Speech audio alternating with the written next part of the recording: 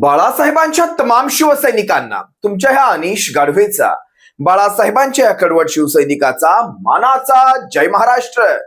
शिवसैनिकांनो, अजूनही शिवसेना एक वादळ या आपल्या हक्काच्या माध्यमाला सबस्क्राईब करायचं राहून गेलं असेल, अजूनही सबस्क्राईब केलं नसाल तर तुम्हा सर्व शिवसैनिकांना पुन्हा एकदा कळकळीची विनंती, आता ताबडतोब शिवसेना एक वादळ आपण सर्वांनी लाखोंच्या संख्येने सबस्क्राईब ठेवा। उभ्या महाराष्ट्रात शिवसेनेच्या ज्वलंत विचारांना पोहोचवणाऱ्या या माध्यमाला आपण सर्वांनी मिळून मोठं करा ही नम्र विनंती करतो। शिवसैनिकांनो, काल माझ्या पाहण्यामध्ये दोन व्हिडिओ आले, दोन वेगवेगळ्या अर्थाचे व्हिडिओ होते। हा व्हिडिओ तुम्हाला दाखवणं मला का गरजेचं वाटतं, कारण लक्षात घ्या, आता बिहारच्या निवडणुका आल्यात। बिहारच्या निवडणुकांमध्ये महाराष्ट्रातले इकडे कमळीचे नेते आता उतरणार, काय काय वल्गना करणार, काय काय भाष्य करणार, सर्व तुम्हा सर्वांसमोर ठेवणं फार गरजेचं वाटतं, कारण दुतोंडी साप आहेत हे, दुतोंडी। इकडे एक वाजतात, तिकडे एक वाजतात, आणि त्याचे परिणाम, त्याचे पडसाद महाराष्ट्रामध्ये काय उमटतात हे सुद्धा तुम्हाला दाखवणं तितकंच गरजेचं वाटतं। आता 3-4 दिवसांपूर्वी मला वाटतं देवेंद्र फडणवीस बिहार निवडणुकीच्या प्रचारामध्ये, काही उमेदवारांच्या प्रचारामध्ये तिकडे बिहारमध्ये होते, तिकडे जाऊन त्यांनी काय भाष्य केलंय पहा।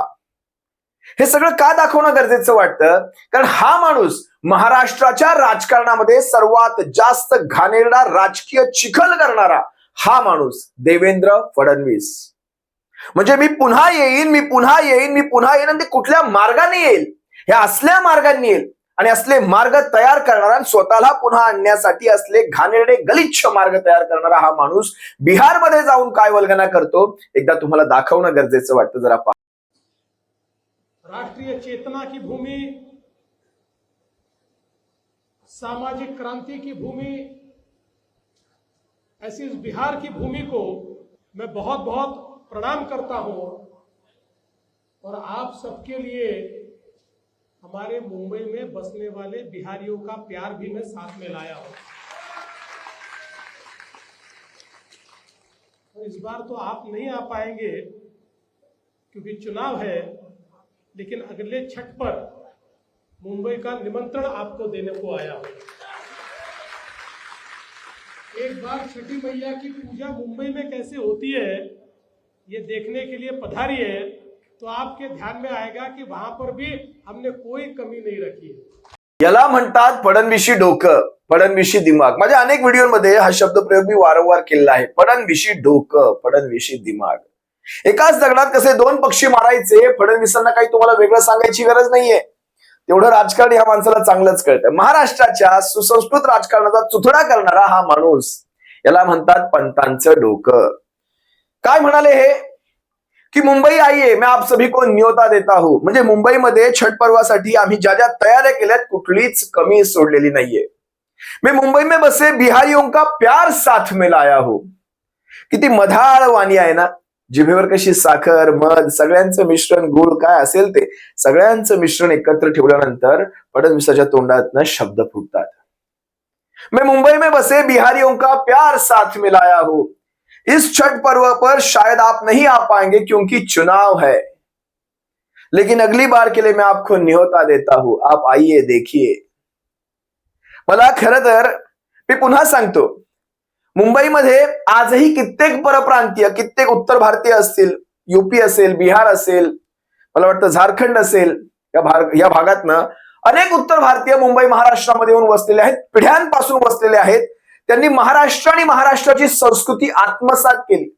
ते ह्या संस्कृतीत अगदी दुग्ध शर्करेसारखं ते मिश्रण कसं असतं, अगदी एवढे मिसळून गेले। आज तुम्हाला फरक शोधता येणार नाही, हे मराठी आहेत की परप्रांतीय आहे, इतर प्रांतातनं महाराष्ट्रातून आलेले आहेत। त्यांची मराठी इतकी अस्खलित आहे, जितकी अस्खलित मराठी कदाचित आपणासही बोलता येणार नाही, इतकी अस्खलित मराठी। म्हणजे आपण कदाचित सणावारांना पुरणपोळ्या करत नसू, पण ते पुरणपोळ्या मात्र करतात। हे बाजूला सोडले ना, हे बाजूला सोडले तर कित्येक असे आहेत ज्यांच्यामुळे आजही समाजामध्ये तेढ निर्माण होते। मी तुम्हाला एक व्हिडिओ दाखवतो, मी तुम्हाला म्हणालो मी तुम्हाला 2 व्हिडिओ दाखवणार आहे। पहिला व्हिडिओ हा देवेंद्र फडणवीसांचा, आणि ह्यांच्या ह्याच व्हिडिओ नंतर कालच घडलेली एक घटना, वसई मधली अतिशय निंदनीय घटना। जरा पहा काल वसईमध्ये नेमकं काय घडलं होतं। ब्रिजेश कुमार गुप्ता हा छत्रपतींचे फोटो काढताना हा व्यक्ती कुठे, हा वसई फोर्टला असतो बरोबर, सिक्युरिटी गार्ड, हा आपल्यासारख्या मराठ्यांना फोटो काढताना थांबवतोय. चल नाहीत पण तू आता भाईगिरी करून ह्याला घेऊन आलास. छत्रपती कळतो, थांबवायचं नाही छत्रपतींना. इज्जत मध्ये मान सम्मान द्यायचा छत्रपतींना आणि मराठी उद्यापासून शिकून यायचं. मैं तेरे को मान दिया ना हिंदी में बात करके, तो मेरे को तू सम्मान देना चाहिए ना महाराष्ट्र में मराठी बोल के. कितने साल हो गए तेरे को जॉब करके यहाँ पे? 2 साल. कितने साल हो गए? 2 साल. हाँ मराठी क्यों नहीं सीखा? मराठी का नाही येत तुला? शिकेगा सर. कधी शिकणार? कधी शिकणार मराठी? हा नाव दाखव जरा. ब्रिजेश कुमार गुप्ता. हा छत्रपतींचे फोटो काढताना हा व्यक्ती कुठे? हा वसई फोर्टला असतो बरोबर, सिक्युरिटी गार्ड. हा आपल्यासारख्या मराठ्यांना फोटो काढताना थांबवतोय. याचं काय केलं पाहिजे? आणि बोलतो हक्कानी मला मराठी येत नाही. देखिए अभी ओके मला बोललं असं काय बोलला? कोण बोलला? आता हे लोक काय बोलले ते ऐकत हे लोक नाही तर कोण दादागिरी दाखवत आम्ही दादागिरी नाही तू बोला ना. दाखवलेली आहे. सर नहीं. तुला फेमस व्हायचंच आहे म्हणजे ना. जी सर सुनिए. पहिली गोष्ट तुला मराठी बोलता येत नाही बरोबर. चल नाहीत पण तू आता भाईगिरी करून ह्याला घेऊन आलास. तुला किती असेल 3 मन? आता लक्षात ठेव, तुला फेमस तर करणार आणि तुला या जॉब असणं तर जावं तर लागणार. आणि तुम्ही छत्रपतीला मान आहे ना इकडे देत नाहीत ना. वसई एकुडेही वसई फोर्ट, इथे छत्रपतींचे व्हिडिओ बनले पाहिजे. गड कशी तुटली, कपल काय करतात इथे, कुठचे कपल आपल्या आई बहिणी बरोबर येतात तर ठीक आहे मानतो मी, पण आलतू फालतू कपल येतात तेव्हा तुमचे डोळे फुटतात काय? फुटतात. छत्रपती कळतो का तुम्हाला? छत्रपती कळतो, थांबवायचं नाही छत्रपतींना. तुम्ही कशाला आलात साहेब? फालतूगिरी करतोय आम्ही, विचारायला आलात? कोणाला फालतूगिरी बोललात? करतोय. कपडे घालून काय दारू पितात तिथे मुलं? नहीं सर. नाही ना. मग इज्जत मध्ये मान सम्मान द्यायचा छत्रपतींना आणि मराठी उद्यापासून शिकून यायचं. त्याशिवाय इकडे यायचं नाही आमच्याकडे. तुम्हाला 2 व्हिडिओ दाखवले. सगळ्यात पहिला व्हिडिओ देवेंद्र फडणवीसांचा, ज्यामध्ये ते बिहारींना मुंबईमध्ये महाराष्ट्रामध्ये येण्याचं निमंत्रण देत आहेत आणि वरून सांगतायत इथे येऊन पहा इथलं शासन प्रशासन तुमच्यासाठी कशा प्रकारे कार्य करतंय. हा पहिला व्हिडिओ. आणि दुसरा व्हिडिओ वसईतल्या त्या किल्ल्यातला त्या तरुणाचा, जो छत्रपती शिवरायांच्या वेशभूषेमध्ये त्या किल्ल्यामध्ये काही समाज प्रबोधनात्मक व्हिडिओ करण्यासाठी आला होता, ज्याला तिथल्या परप्रांतीय सुरक्षा रक्षकांनी अडवलं. मी परप्रांतीय या शब्दावर यासाठी जोर देतो कारण त्या ठिकाणी जर एखादा मराठी तरुण किंवा मराठी सुरक्षा रक्षक असता त्याने ती हिंमत कदापि केली नसती. आता आपण पाहिलं असाल अनेक एकांकिका, नाटक स्पर्धा किंवा अनेक ठिकाणी छत्रपती शिवरायांच्या त्या पेहरावामध्ये अनेक कॅरेक्टर्स आपण पाहतो. पण ज्या वेळेस आपण छत्रपती शिवरायांच्या त्या पेहरावामध्ये ते कॅरेक्टर पाहतो, ते पात्र पाहतो, त्यावेळेस आपल्या मनामध्ये आपसुक आदर तयार होतो. आपल्याला नाही माहित त्या पेहरावामध्ये कोण व्यक्तिमत्व आहे, पण ते कॅरेक्टर ज्यावेळेस छत्रपती शिवरायांचा तो रोल तयार करत असतं त्यावेळेस आपसुक त्याच्या समोर आपण झुकून नमस्कार करत असतो, झुकून मानाचा मुजरा करत असतो, महाराज समजून. आपसुक आपल्या मानाखाली वाकल्या जातात, आपसुक आपण त्यांना तो नमस्कार आणि मुजरा करतो. मी स्वतः छत्रपती शिवरायांचा रोल केलेला आहे. तुम्ही पाहिला असाल, मी आपल्या शिवसेना वादळवर सुद्धा ते रोल प्रसारित केलेले आहेत. ठाण्यामध्ये जांभळी नाक्याला ज्यावेळेस दहीहंडीचा कार्यक्रम असतो शिवसेनेच्या वतीने, त्यावेळेस सामाजिक प्रबोधनात्मक काही विषय घेऊन मी छत्रपती शिवरायांच्या वेशभूषेमध्ये येत असतो. मला आजही आठवतं आणि या वर्षीच मी सांगतो, मागच्या वर्षी सांगत सुद्धा नाही. ज्यावेळेस मी तिथे भर पावसामध्ये ज्यावेळेस माझी म्हणजे छत्रपती शिवरायांच्या पेहरावातली माझी ती एंट्री झाली, ते आगमन झालं, त्या व्यासपीठावर बसलेले एसीपी असतील, डीसीपी असतील, म्हणजे पोलीस प्रशासनातले हे वरिष्ठ अधिकारी, आमदार असतील, खासदार असतील, मंत्री असतील, सारेच्या सारे उठून उभे राहिले. हा मान कोणाला आहे? हा मान व्यक्ती म्हणून मला आहे का? अजिबात नाही. शून्य. आपण शून्य. पण त्या क्षणी त्या व्यक्तिमत्वामध्ये आपण जे घुसलो होतो, तो जो आपण रोल केला होता, ती वेशभूषा परिधान केली होती, ती होती छत्रपती शिवाजी महाराजांची. तो मान, तो सन्मान, तो साराच्या सारा होता छत्रपती शिवाजी महाराजांना. आता माझ्यासाठी ते एसीपी डीसीपी उठून उभे राहिले नाहीत, ते उभे राहिले छत्रपती शिवाजी महाराजांसाठी. बरं, छत्रपती शिवाजी महाराज होते का त्या वेशामध्ये? तर अजिबात नव्हते. पण तो वेश परिधान केल्यानंतर सुद्धा त्या माणसाला देवत्व मिळतं. लक्षात घ्या मला काय सांगायचंय. त्या माणसाला देवत्व मिळतं आणि ती माणसं आमदार, खासदार, मंत्री, सारेच्या त्या आमदार, खासदार, मंत्री सोडा, एसीपी डीसीपी सुद्धा उठून उभे राहिले. हा सन्मान आहे. मग काल त्या किल्ल्यामध्ये ज्या वेळेस तो सुरक्षा रक्षक त्यांना अडवत होता, त्याला ह्याची जराही कल्पना नसावी. महाराष्ट्रामध्ये 10 वर्ष राहिल्यानंतर सुद्धा त्याला याची कल्पना नसावी की छत्रपती शिवरायांच्या पेहरावातली ती व्यक्ती आहे. तिला एक शब्द जरी बोलणं तरी ती महाराष्ट्रभरात नव्हे तर देशभरात ती बातमी बनेल. किंवा कुठून येते ही हिंमत? बरं, त्याच्यानंतर तो सुरक्षा रक्षक कशा प्रकारे परवानग्याच्या गोष्टी करतो जरा पाहायच्या. जरा पहा या परवानग्या छत्रपती शिवरायांसाठी कशा लागू करतायत हे लोक. गलत जैसे वीडियो नहीं बनाना चाहिए लड़का लड़की का, तो इस ढंग के इसी सब सुरक्षा के लिए हम है सर। नियम क्या है सर, वो हमारा जहाँ हेड ऑफिस है वहां से परमिशन लेना पड़ेगा। गलत काम के लिए वीडियो नहीं बनाना है, उसका परमिशन मिलेगा ही नहीं। सही काम के लिए अगर बनाना है तो परमिशन वहां से लेना पड़ेगा, उसके बाद फिर बना सकते हैं। Without permission not allowed. हा परप्रांतीय सुरक्षा रक्षक काय म्हणतोय? छत्रपती शिवरायांच्या वेशभूषेमध्ये जर तुम्हाला तिथे काही समाज प्रबोधनात्मक व्हिडिओ करायचे असतील तर तुम्हाला परवानगी आवश्यक है। आपको परमिशन लानी होगी, हमारे ऑफिस से आप परमिशन लाइए, हमें कोई एतराज नहीं। आता विचार करा, चला मान्य केलं परवानगीची गरज आहे, मान्य केलं नियमाप्रमाणे, पुरातत्व खात्याच्या अंतर्गत येतो तो किल्ला। मग तिथे तरुण जे अश्लील चाळे करतात, तिथे ज्या रेव पार्ट्या होतात, दारू पार्ट्या होतात, अघोरी प्रकार होतात, मांत्रिक बाबांचे प्रकार होतात, अनेक गैरप्रकार तिथे होतात, प्री वेडिंग शूटिंग तिथे होतात। तुम्ही वसईचा किल्ला टाका, प्री वेडिंग शूटिंग टाका, तुमच्या समोर तुमच्या युट्यूबवर शेकडो व्हिडिओ तुम्हाला मिळतील कुठल्या परवानग्या आणल्या होत्या। हे सारं काम चिरीमिरीमध्ये चालतं, चिरीमिरी। अगदी एक साधं उदाहरण दाखवतो तुम्हाला, एका दारू पार्टीचं उदाहरण दाखवतो, पहा। इतिहासात महत्त्वपूर्ण ठरलेला 400 वर्षांचा साक्षीदार म्हणून जगविख्यात असलेला प्राचीन वसई किल्ला सध्या मद्यपींचा अड्डा बनला आहे। यावर पुरातत्व विभागाचे कुठलेच नियंत्रण नसल्यामुळे वसई किल्ला परिसरामध्ये अनेक मद्यपींचा राबता वाढला आहे। विशेष म्हणजे या भागात गैरकृत्य होऊ नये म्हणून पुरातत्व विभागामार्फत 12 सुरक्षा रक्षक तैनात करण्यात आलेले आहेत। तरीही राजरोसपणे अनेक गैरप्रकार घडत असतात। नव्याने घडलेल्या घटनेत अशीच मद्य मैफिल शिवसैनिकांनी उधळून लावली आहे। अधिक माहितीनुसार गुरुवारी सायंकाळी 6 वाजता वसई किल्ल्यातील नागेश्वर मंदिर नजीक बालेकिल्ला या ठिकाणी काही मद्यपी मद्यपान करीत असल्याची माहिती वसईतील उद्धव बाळासाहेब ठाकरे गट शिवसैनिकांना प्राप्त झाली।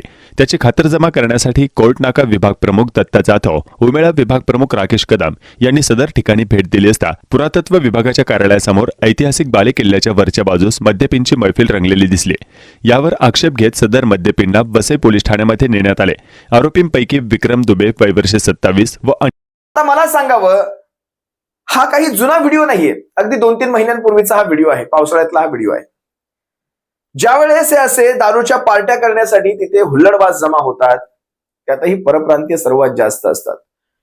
या हुल्लडबाजांना कितीची चिरीमिरी घेऊन परवानगी दिली जाते आतमध्ये, ते कुठल्या सायन्सच्या ऑफिसमध्ये जाऊन पुरातत्व खात्याची परवानगी घेऊन येतात दारू पार्टी करण्यासाठी, तेही किल्ल्यांवर। मला सांगावं या गोष्टींचं उत्तर द्यावं। तुम्हाला आणखी एक व्हिडिओ दाखवतो ज्यामध्ये त्याच किल्ल्यावर अमावस्येच्या रात्री कसली गर्दी होत असते, तिथे कसला मांत्रिक कोण भोंदूबाबा बसलेला असतो, जरा पहा। आणि बातमी वसईतून आहे। ऐतिहासिक वसईच्या किल्ल्यामध्ये जादू टोणा आणि अघोरी प्रकार घडल्याचं सांगितलं जातंय। किल्ल्यातील पुरातन हनुमान मंदिराच्या पुजाऱ्याविरोधात नरबळी आणि इतर अमानुष अनिष्ट आणि अघोरी प्रथा तसंच जादू टोणा प्रतिबंधित कायद्याअंतर्गत गुन्हा दाखल करण्यात आलाय। वसई किल्ल्यातील पुरातन हनुमान मंदिरामध्ये मांत्रिक भोंदूबाबाचे अनधिकृतपणे बस्तान सुद्धा पाहायला मिळतंय। पुरातन मंदिरात भोंदूबाबा अघोरी प्रकार करत असल्याचा स्थानिकांचा आरोपही आहे। हा भोंदूबाबा नेमकी कुणाची परवानगी घेऊन आलेला आहे तिथे? जो तिथे मांत्रिक चाळे करतो हा भोंदूबाबा त्या अमावस्येच्या रात्री कुणाची परवानगी घेऊन तिथे बसतो? त्यावेळेस हे 10 ते 12 सिक्युरिटी गार्ड जे तिथे तैनात केलेले आहेत हे कुठे असतात? हे कुठल्या चिरीमिऱ्या घेत असतात? मला सांगावं, या प्रश्नांची उत्तरे कोणी देणार आहेत का? पण छत्रपती शिवरायांच्या पेहरावामध्ये तो तरुण तिथे जातो, त्याला मात्र अडवण्यात येतं।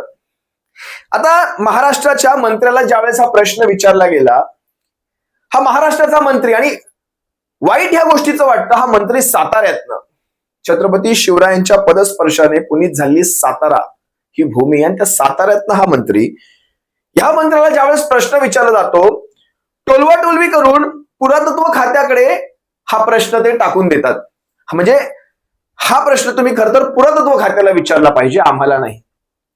तुमची सरकार म्हणून काही जबाबदारी आहे का?